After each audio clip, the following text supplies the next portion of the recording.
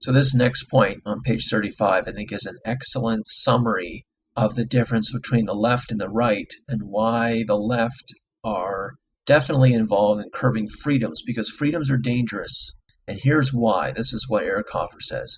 Freedom aggravates at least as much as it alleviates frustration. Freedom of choice places the whole blame of failure on the shoulders of the individual.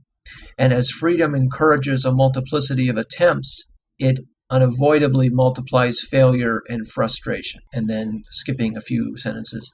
Unless a man has the talents to make something of himself, freedom is an irksome burden. Of what avail is freedom to choose if the self be ineffectual? We join a mass movement to escape individual responsibility. So I think that's a fantastic difference between the right, which the core value of the old right, which I think the left and right dichotomy really is disappearing today, but the traditional definitions is the right used to be self-reliant. And of course, freedom is of utmost importance to someone who can make it and is self-reliant. The left have traditionally been our brother's keeper. That's their motto. Interdependency and making people dependent on each other. It's not just that we just value interdependency. Their philosophy is making people more dependent on each other, more interdependency. And so, of course, freedom in that situation is not of value because you're living your life within some kind of group situation. And in a group, as Hoffer has been saying, and I've already talked about in other videos, a group allows a person to hide in it, and they're not exposed to their own problems. A group averages successes and failures. And of course, so does the welfare state. So does the redistribution of wealth. Again, it's this hiding in a group. If your own income is exposed, then your income can be, in a sense, your merit. How well are you doing in life?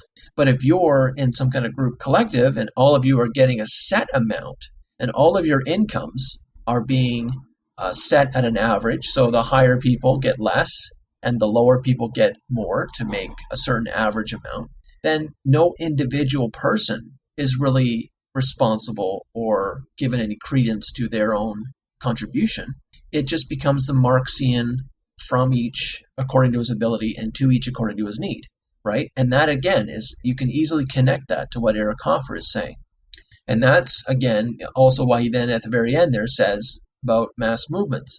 In a mass movement, you can escape not only responsibility for income, but as I've also talked about, not only responsibility for your own, how well you're doing in life, but as I've also talked about, you can escape, of course, responsibility in what you do. So you get violence that come out of these kind of groups as well. People feel if they're in a group and they're more anonymous, then they can do things that they wouldn't do on their own as an individual, right? So I'm going to keep going through this book, but there's a lot of fantastic points in here. And not only can you connect it to the rise of mass movements like the Bernie Sanders movement, which was completely screwed over by Clinton and the DNC, which is pretty typical of politics, but also the Trump movement. There's commonalities between why people are joining these movements. And the Tea Party and Occupy Wall Street, there's all kinds of commonalities. But here's another one about freedom and why certain groups need it and certain groups don't.